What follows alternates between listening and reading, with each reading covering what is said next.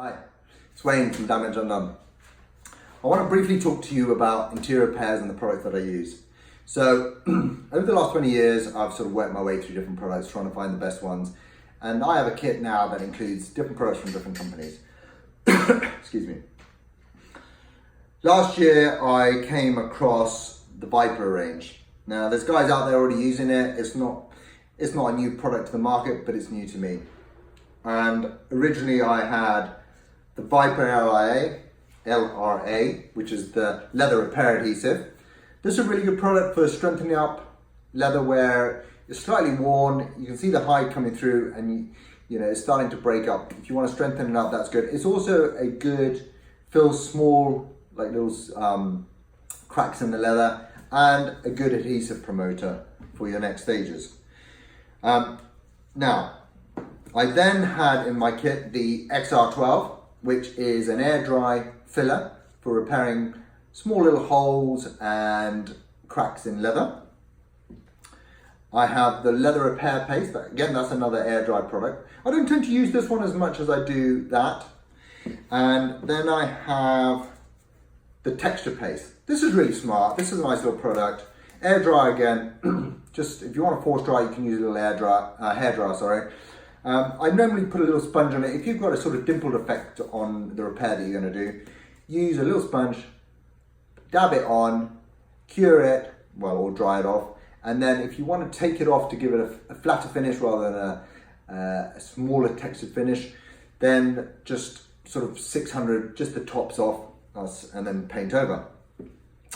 This one is really good, super flexible. Strong, flexible, easy to sand, 600, 400 you can probably go down to. Really pleased with that product. The XR10, this is new to my range. The XR10 is a lighter version, I would say, of that. So if you've got, just general wear, little cracks in your seat, you could use that. I also use this as a final skimming product now, for when I've done the repair, just to get rid of any low spots. Nice, flexible, good adhesion. But probably the product you want to really hear me talk about is these ones. So this is the graining. This is the new one that's just come out, new labelling. This takes a mold replication of the grain of the area you're repairing. Here's one I made earlier. So you can see how I did that. It's a 2-pack system. It's got a cartridge, it's got a couple of mixing nozzles. I don't personally use the mixing nozzles. I just push the product through the cartridge, mix it on an onion board, and with a filler or a spreader knife, just spread it out. I'll often tape around both sides, just take the tape off, then you've got a nice straight edge. 20 to 45 seconds, depending on whether you force dried it or not. 45 seconds maximum if you haven't even touched it. It just peels away and you get the grain. Now, how do you get the grain from here onto your vinyl or onto your leather seat? It won't work with glue. You can't just put a glue product on there, whack it on, try and peel it off. Because what you're gonna do is you're gonna get the glue messed up in there. It's just not gonna work. So, it's too complicated to explain, but it won't work. What you need is you need a specific product that will do it. So in the past, and this product is heat cured.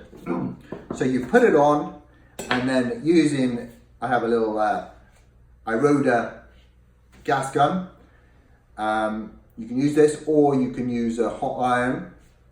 But I would say this is probably gonna give you your best finish, although it's localized. So I'm still looking into maybe something better than that. But at the moment, that's what I got. Now, in the past, I've used Acrosol. This is a strengthening compound. You can use it with a nylon mesh if you want to strengthen up some vinyl. That's really good. Not so simple to put a grain on there because you've got to get it super hot. And this is from Refinish Coating, sold in the UK by Smart Express. This is a really good product. They're low and high temp, so depending on the vinyls you work, because you know some vinyls can melt really easily. So I tend to use the low one more than I have with this one. Small repairs, this is good. Large repairs, I've always sort of struggled with that. I got this one recently from HBC. I think it's very, very similar. If it's not the same, and I'm not, you know, I don't want to say it's the same, but it's very, very similar looking at it and the effects to the Aquasol. Same sort of way you can use a nylon mesh with that to repair a hole. These products have all been great in the past, and they've allowed me to do the repairs. But anything big, sort of, I've always wondered that there has been a tendency for maybe it to crack. And so, I'm limited on what I do or any guarantees I say on that one. But this arrived, this little beauty, the Duraflex. Do you know what? It's given me the confidence in my repairs that I felt I was sort of lacking really with regards to holes and strengthening up. And the reason for that is this product has fiberglass in it. It's a little bit, it's fiberglass reinforced. You can't necessarily see the strands when it's in a paste, but when you've put it on and you've done taken your mold and then you stand it back to, or you just you're sort of getting your final shape before you put that you finally replicate your mold and you're repairing a hole, or if it's on a smooth one, you won't be replicating that. You can see the little shimmers of fiber where you've sanded it. So straight away, you've got great strength in there, which I feel sort of takes this a league above the other three products that I just mentioned. So the way to do this is you need to skim it onto the area that you're repairing. Or the little snag in the door card, wherever it may be. You need to heat it up so it's smoking hot. You can almost just see it blistering, but you want to see it smoking. Then smoke it. Then with a block, this is a really nice little beanbag block from HPC. I used to use a aluminium block in the past, but I like this because it sort of takes the contour a bit better.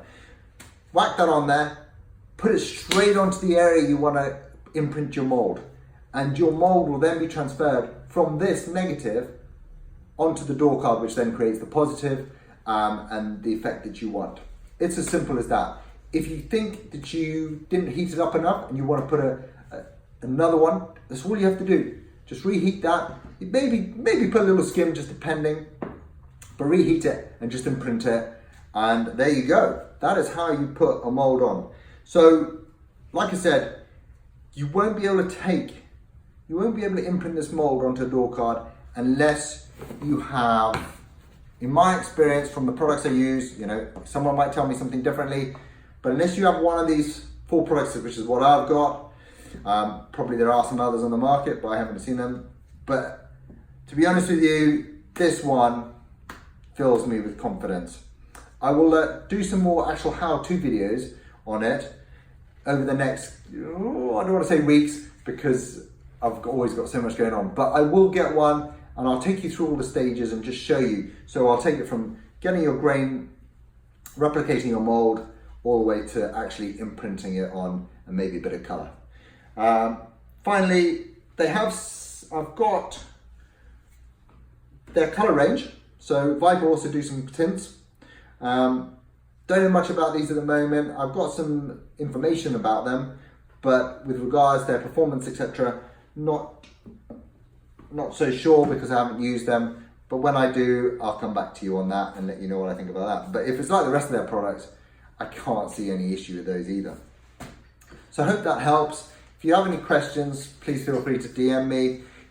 Follow me on Instagram, because that's where you're going to see the latest videos and little sort of tidbits that are on there of products that I'm using and that work with me. And it's easy for me to answer those questions if I know my own equipment. Okay, thank you. Bye.